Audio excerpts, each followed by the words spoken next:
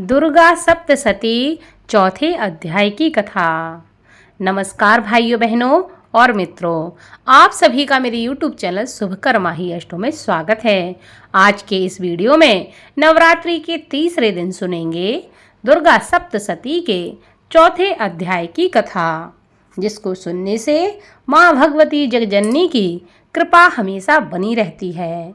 दुर्गा सप्तशती का पाठ हर मनुष्य को नवरात्रि में अवश्य करना चाहिए, लेकिन जो लोग इस पाठ को ना कर सकें उन्हें कम से कम इस पाठ का स्मरण अवश्य करना चाहिए।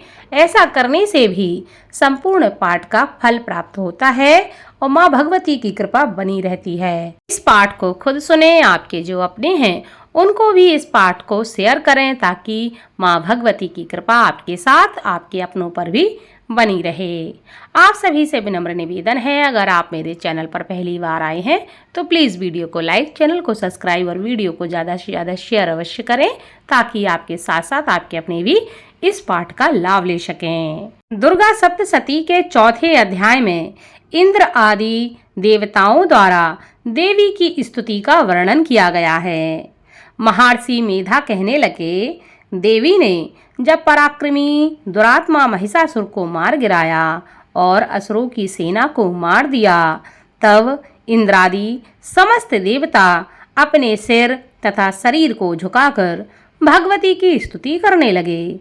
जिस देवी ने अपनी शक्ति से यह जगत व्याप्त किया है और जो संपूर्ण देवताओं तथा महर्षियों की पूजनीय है, उस अंबिका को हम भक्ति पूर्वक नमस्कार करते हैं। वह हम सबका कल्याण करें। जिस अतुल प्रभाव और बल का वर्णन भगवान विष्णु, शंकर और ब्रह्मा जी भी नहीं कर सके, वही चंडिका देवी इस संपूर्ण जगत का पालन करें और अशुभ भय का नाश करें। पुण्यात्माओं के घरों में तुम स्वयं लक्ष्मी के रूप में हो और पापियों के घरों में तुम अलक्ष्मी के रूप में हो, और सतकुल में उत्पन्न होने वालों के लिए तुम लज्जा रूप होकर उनके घरों में निवास करती हो। हम दुर्गा भगवती को नमस्कार करते हैं। हे देवी, इस विश्व का पालन करो। हे देवी, हम तुम्हारे अचिंत्य रूप का किस प्रकार वर्णन करें। असुरों का नाश करने वाले भारी पराक्रम तथा समस्त देवताओं और दैत्यों के विषय में जो तुम्हारे पवित्र चरित्र हैं, उनका हम किस प्रकार वर्णन करें। हे देवी, त्रिगुणात्मकता होने पर भी तुम संपूर्ण जगत की उत्पत्ति का कारण हो। हे देवी, भगवान विष्णु, शंकर आदि किसी भी देवता ने तुम्हारा पार नहीं पाया। तुम सबकी आश्रय हो। यह संपूर्ण जगत तुम्हारा ही अंश रूप है, क्योंकि तुम सबकी आदिभूत प्रकृति हो। हे देवी, तुम्हारे जिस नाम के उच्चारण से संपूर्ण यज्ञों में सब देवता तृप्ति लाभ करते हैं, वह स्वाहा तुम ही हो। इसके अतिरिक्त तुम पितरों की तृप्ति का कारण हो, इसलिए सब आपको स्वधा कहते हैं। हे देवी, वह विद्या जो मोक्ष को देने वाली है, जो अचिंत्य महाज्ञान स्वरूपा है, तथ्यों के सार को बस में करने वाले, संपूर्ण दोषों को दूर करने वाले, मोक्ष की इच्छा वाले मुनिजन जिसका अभ्यास करते हैं, वह तुम ही हो। तुम वाणी रूप हो और दोष रहित सृग तथा यजुर्वेदों की एवं उद्गीत और सुंदर पदों के पाठ वाले सामवेद की आश्रय रूप हो। तुम भगवती हो। इस विश्व की उत्पत्ति एवं पालन के लिए तुम वार्ता के रूप में प्रकट हुई हो, और तुम संपूर्ण संसार की पीड़ा हरने वाली देवी हो, जिससे सारे शास्त्रों को जाना जाता है। वह मेधा शक्ति तुम ही हो, और दुर्गम भव सागर से पार करने वाली नौका भी तुम ही हो। लक्ष्मी रूप से विष्णु भगवान के हृदय में निवास करने वाली और भगवान महादेव द्वारा सम्मानित गौरी देवी तुम ही हो।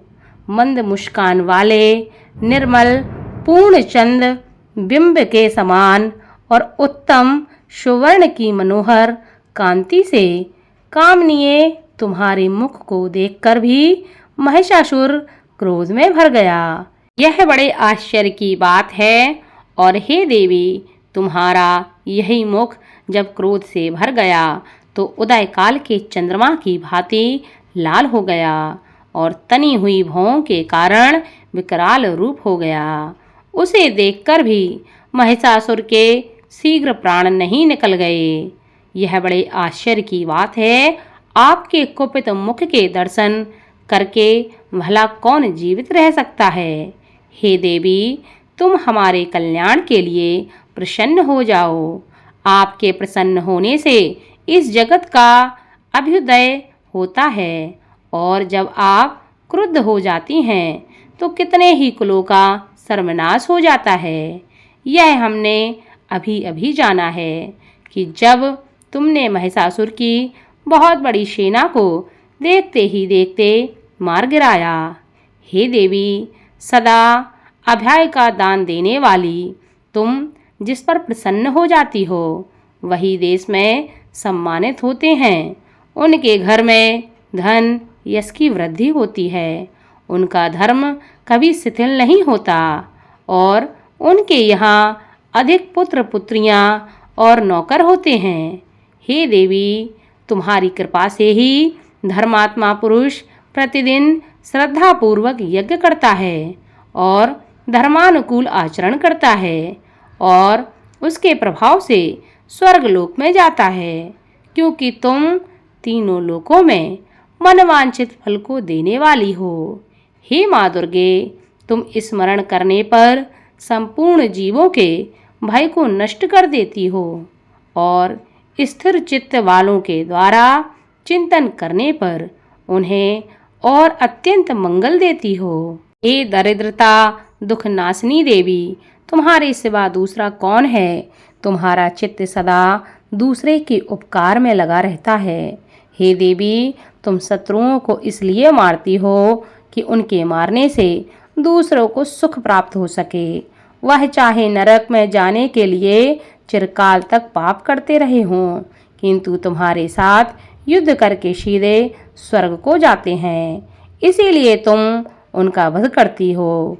हे देवी, क्या तुम दृष्टिपात मात्र से समस्त असुरों को भस्म नहीं कर सकती?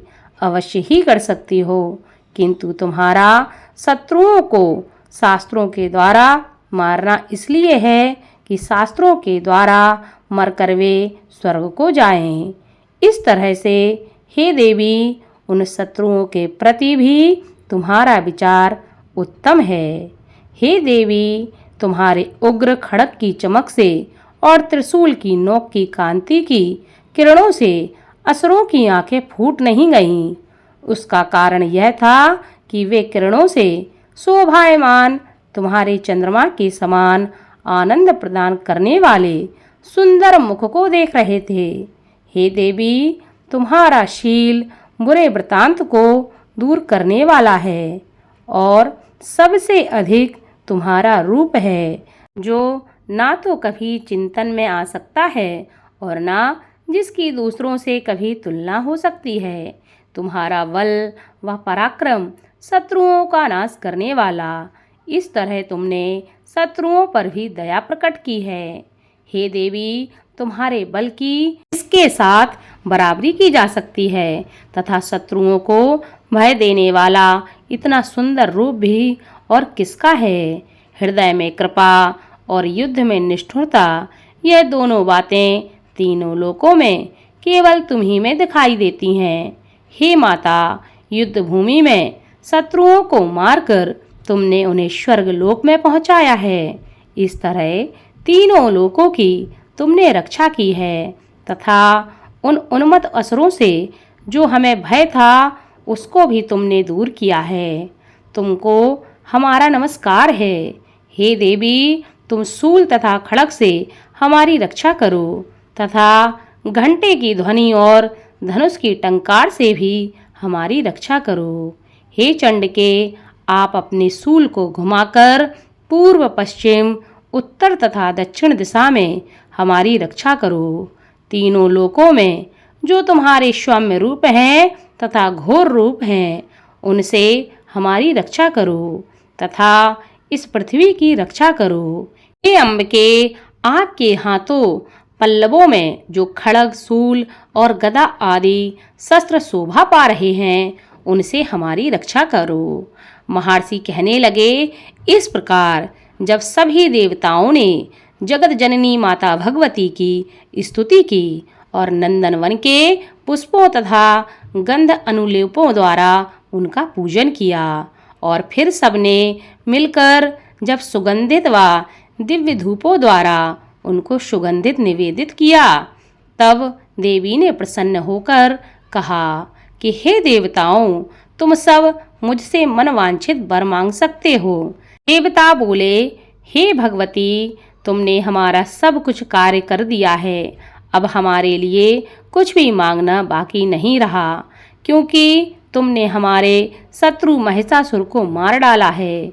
हे महेश्वरी, तुम इस पर भी यदि हमें कुछ वरदान देना चाहती हो तो बस इतना वर दो कि जब जब हम आपका स्मरण करें तब तब आप हमारी विपत्तियों का हरण करने के लिए हमें दर्शन दें। हे अंबिका, जो कोई भी तुम्हारी स्तुति करे, तुम उनकी वित्त, समृद्धि और वैभव देने के साथ ही उनके धन, स्त्री आदि संपत्ति बढ़ावें और सदा हम पर प्रसन्न रहें। महर्षि कहने लगे कि हे राजन, देवताओं ने सब जगत के लिए तथा अपने लिए इस प्रकार प्रश्न किया, तो वश माता ने प्रसन्न होकर तथास्तु कहकर माता अंतर्ध्यान हो गई। हे भूप, जिस प्रकार तीनों लोकों का हित चाहने वाली यह भगवती देवताओं के शरीर से उत्पन्न हुई थी और सारा वृतांत मैंने तुम्हें कह सुनाया है, और इसके पश्चात दुष्ट असुरों तथा शुंभ निशुंभ का वध करने और सब लोकों की रक्षा करने के लिए जिस प्रकार गौरी देवी के शरीर से उत्पन्न हुई थी, वह सारा वृतांत मैंने तुम्हें वर्णन करके सुना दिया है। इस प्रकार दुर्गा सप्तशती के चौथे अध्याय में माँ भगवती ने देवताओं को असुरों से मुक्ति दिलाई और प्रसन्न होकर उन्हें भय मुक्त जीवन दिया और उन्हें आशीर्वाद दिया। माना जाता है कि नवरात्रि में माँ भगवती के दुर्गा सप्तशती के पाठ का स्मरण करने से माँ बहुत प्रसन्न होती हैं और जीवन के मनोरथों को पूर्ण करती हैं। बोलो माँ भगवती की जय हो। इसी के साथ दुर्गा सप्तशती के चौथे अध्याय की कथा संपन्न हुई। अगले अध्याय की कथा आपको अगले अध्याय में सुनने को मिलेगी। धन्यवाद।